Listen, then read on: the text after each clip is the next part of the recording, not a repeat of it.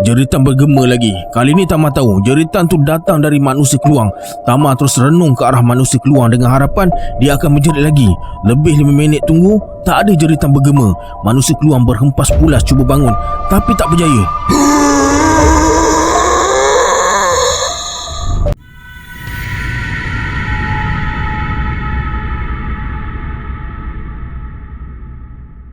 A'udzubillahi minasyaitonirrajim. Bismillahirrahmanirrahim. Assalamualaikum warahmatullahi wabarakatuh. Apa khabar semua? Kembali lagi bersama saya Syarul. Terima kasih sebab ada klik video ni. Semoga yang menonton video ni ditambahkan rezeki dan dipermudahkan urusan dunia dan akhirat. Hari ni saya akan sambung cerita bercakap dengan jin siri 223 dan siri 224, yang mana terlepas siri-siri sebelum ni boleh cari di playlist bercakap dengan jin dalam channel saya ni. Jangan lupa subscribe, like dan komen dalam video ni. Kepada yang nak join grup Telegram saya letakkan link dekat bawah.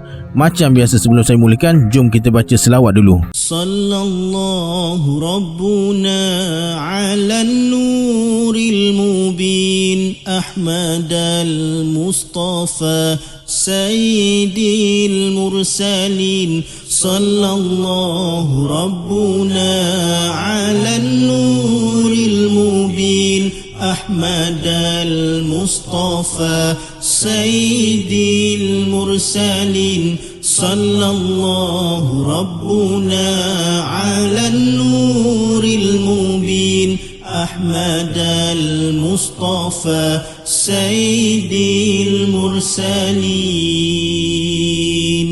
Tanpa buang masa lagi, jom let's jump to Rapat.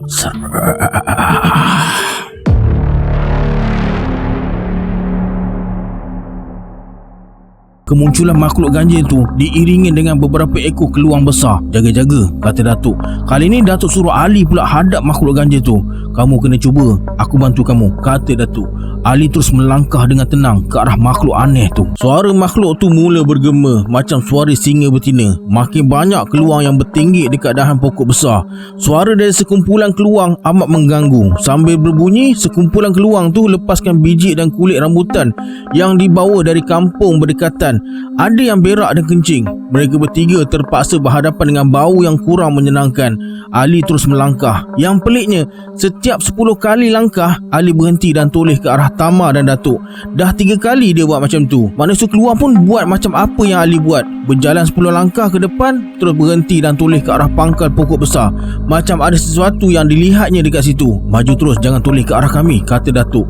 Manusia keluang tu ikut rentak Ali. Cepat Ali melangkah, cepat juga dia melangkah. Ali angkat tangan, dia pun angkat tangan. Ali angguk kepala, dia angguk kepala juga. Kamu jangan ke mana-mana Tama, duduk sini, kata Datuk sambil bergerak ke perdu pokok pulai. Dengan tenang, Datuk bersandar dekat situ. Ekor matanya jeling ke arah Ali dan manusia keluang tu.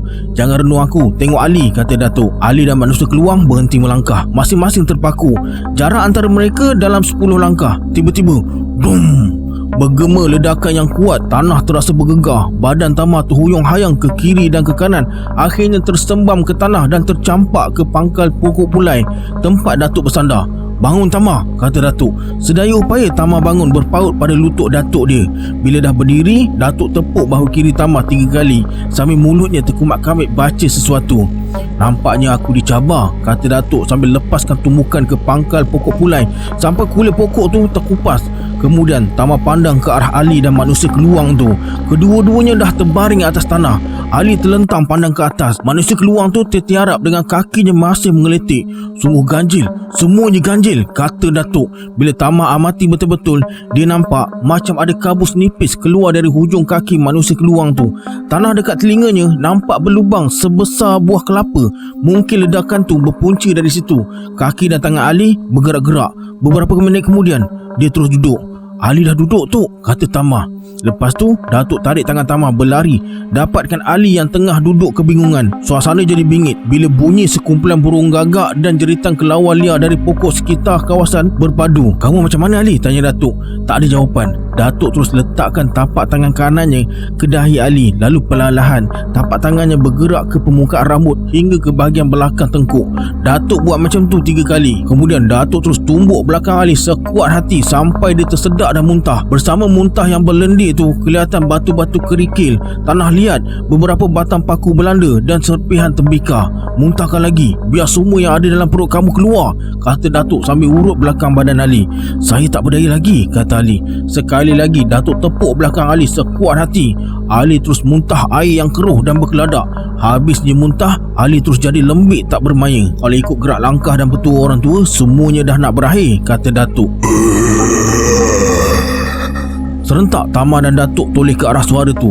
Manusia keluang tu cuba bangun tapi tak berjaya.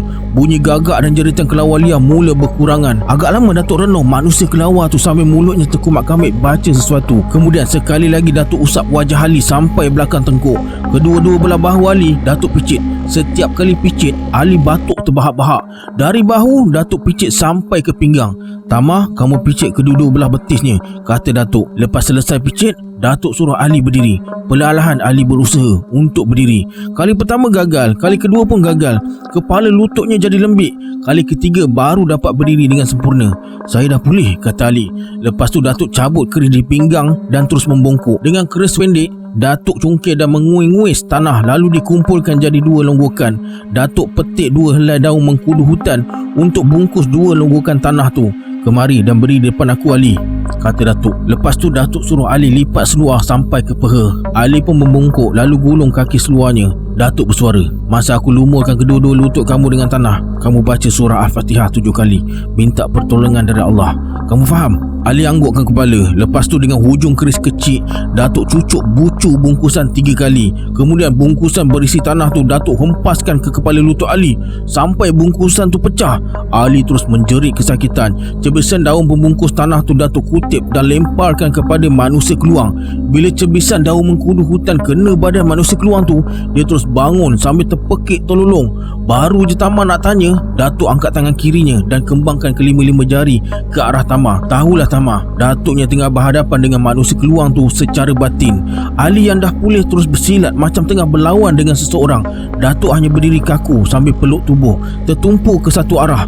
Tak lama kemudian, badan Datuk menggeletar. Dia undur 3 tapak ke belakang untuk cari kedudukan yang selamat. Hei! Datuk berteriak, wajahnya keras tegang bercampur bengis. Kedua-dua telinganya merah, hidungnya kembang kempis. Setiap kali Datuk tarik dan lepaskan nafas, dadanya berombak. Urat dan ototnya macam membengkak, macam ada bayang asap keluar dari tubuhnya.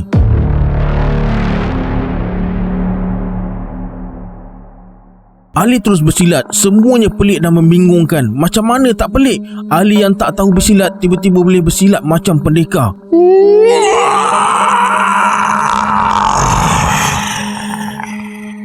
Tiba-tiba Ali tersembam ke pokok jering. Datuk pula dah berubah tempat, duduk bersila atas tanah yang agak tinggi sambil peluk tubuh. Bila jeritan tu berakhir, mata Tama melilau cari dari mana punca jeritan tu. Terlintas di fikiran nak tiru bunyi jeritan tu. Tiba-tiba, batalkan apa yang kamu fikirkan. Kalau kamu tiru jeritannya, kamu akan masuk perangkapnya. Aku baru je lepaskan Ali dari cengkamannya. Bila dia dah kuasai fikiran dan hati kamu, susah jadinya.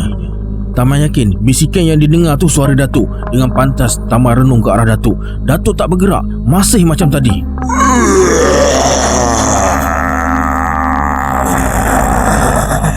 Jeritan bergema lagi. Kali ni Tama tahu jeritan tu datang dari manusia keluang. Tama terus renung ke arah manusia keluang dengan harapan dia akan menjerit lagi. Lebih 5 minit tunggu, tak ada jeritan bergema. Manusia keluang berhempas pulas cuba bangun, tapi tak berjaya. Terdengar suara manusia keluang macam mengeluh. Datuk masih macam tadi, masih bertafakur. Tama cuba panggil Ali, tapi suara tak keluar. Tama lambai tangan ke arah Ali pun dia buat tak tahu je. Tama cadang nak ambil batu kecil nak baling ke arah Ali.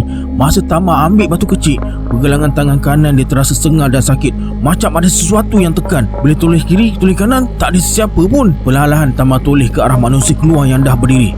Perbuatan kamu, kata Tama. Manusia keluang tu macam faham. Sepasang tangannya memukul-mukul dada. Tak jadi Tama nak baling batu dekat Ali. Suasana sekitar terasa agak sepi. Tiba-tiba muncul satu suara. Tama toleh ke kanan. Dia tengok manusia keluang tu tengah melangkah ke arah dia dengan sepasang tangan dihulurkan ke arah leher. Kukunya panjang dan tajam, matanya tak berkedip pandang Tama. Dengan pantas, manusia keluang tu terus lompat dan berdiri depan Tama. "Selamatkan diri kamu, Tama!" Datuk menjerit. Entah dari mana Tama dapat kekuatan luar biasa. Dia terus lompat tinggi melepasi kepala manusia keluang dan mendarat dekat Datuk. Datuk suruh Tama lari dekat Ali. Manusia keluang terus menjerit sambil hentakkan kaki ke tanah sampai bergema ke seluruh kawasan sekitar. Masa manusia keluang tu tengah menjerit, Datuk terus gulingkan badannya ke arah kaki sebelah kiri manusia keluang tu. Tapi manusia keluang tu perasan. Perlahan dia angkat kaki kirinya nak pijak Datuk. Masa tengah berguling tu, tiba-tiba Datuk kehilangan tenaga. Tubuhnya terkaku dan berada betul-betul bawah tapak kaki kiri manusia keluang. Dengan tempikan dan ketawa yang tak putus-putus, sikit demi sedikit manusia keluang tu jatuhkan tapak kakinya. Entah macam mana, dalam keadaan cemas tu, Datuk terpandang seketul teras kayu merbau hitam dekat hujung kakinya. Sedaya upaya Datuk cuba kuis teras kayu tu dengan ibu jari kaki sampai ke hujung tangan kanannya. Bila teras merbau hitam yang tajam dan runcing tu berada di tangannya, Datuk terus cacakkan di permukaan tanah. Kemudian Datuk cuba arahkan tubuhnya ke kanan. Kali pertama gagal, kali kedua pun sama. Sedangkan tapak kaki manusia keluang tu dah makin hampir ke dadanya. "Kalau kali ni gagal, ertinya memang dah sampai ajalku," bisik Datuk sambil matanya pandang ke arah tapak kaki manusia keluang yang mengerutu dan keluarkan bau yang busuk. "Allahu Akbar!" Datuk bertempik sekuat hati bergema ke seluruh kawasan. Dalam masa yang sama, Datuk ubah kedudukan tubuhnya ke kanan. Masa tapak kaki kiri manusia keluang tu hentak tanah, tubuh Datuk dah bergerak jauh ke kanan dan berpaut pada sebatang pokok langsat. Terdengar jeritan kesakitan dari manusia keluang. "Kakinya tersusuk benda tajam," kata Ali. Datuk yang dah duduk tersandar dekat batang langsat hanya anggukkan kepala. Manusia keluang tu berpusing-pusing sambil angkat kakinya. Tapak kakinya nampak ada benda hitam terbenam dekat situ. Darah yang bercampur dengan air hanyir bercucuran ke tanah. Manusia keluang tu berjalan terhinyuncut, tak tentu arah, sekejap melompat, sekejap berguling ke tanah. Boom! Manusia keluang tumbang ke tanah dalam keadaan terlentang. Tapak kaki kirinya yang ditusuk diangkat ke udara.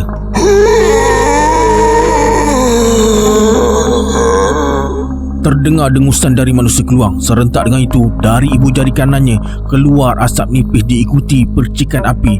Dalam beberapa saat je, percikan api itu bertukar jadi bara api yang akhirnya jadi api yang marak merebak ke seluruh badan manusia keluang. Tubuhnya terbakar. Tak sampai 10 minit, seluruh tubuh manusia keluang jadi abu dan debu. Kemudian dengan sisa-sisa yang masih ada, Datuk berjalan separuh merangkak menuju ke tempat mayat manusia keluang terbakar dan duduk mencangkung depan debu mayat tu. Tiba-tiba angin bertiup kencang. Debu mayat berterbangan dan berpusing-pusing, lalu membentuk sekujur tubuh perempuan berjubah putih dengan rambut mengerbang depan Datuk. Wajahnya berkeriput dipenuhi ulat-ulat kecil dan terus serang Datuk. Nasib baik Datuk sempat buka langkah silap untuk pertahankan diri. Perempuan berjubah putih tu terus serang Datuk. 2-3 kali Datuk jatuh terduduk kena tendangan dari wanita tu. "Allahu Akbar!" Serentak dengan ungkapan tu, Datuk genggam abu mayat yang berada tak jauh darinya. Lepas baca sesuatu, debu mayat tu dicampakkan ke arah wanita yang terapung-apung tu. Angin kencang terus hilang. Lembaga wanita terus gaib dan seluruh kawasan dikuasai jeritan suara wanita. Sungguh nyaring dan mengerikan. Tak lama kemudian, suasana kembali tenang. Setelah kumpulkan sisa-sisa tenaga yang ada, Datuk menuju ke arah tanah lapang dan duduk bersilir dekat situ. "Kamu berdua kemari ke sini," kata Datuk. Mereka berdua terus datang dekat Datuk. Tama duduk sebelah kanan, Ali ke sebelah kiri. "Perlu ke kita masuk ke rumah tu?" tanya Datuk sambil tunjuk ke arah rumah Raja Susuk. "Perlu. Kita kena musnahkan semua kelengkapan dalam rumah tu kerana ini amanatnya." "Kamu macam mana, Tama?" "Saya hanya mengikut, Tok."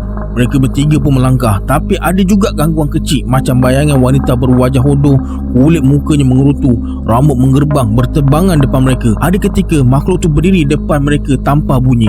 Semuanya tak dihiraukan oleh Datuk sebab pontianak tu muncul dalam keadaan macam bayang atau kabus. Datuk terus menguaknya ke tepi. Setiap kali dikuak, terdengar suara wanita ketawa manja.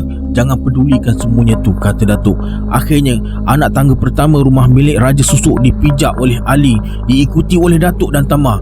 Bila anak tangga kedua dipijak, pintu rumah terbuka dengan sendiri.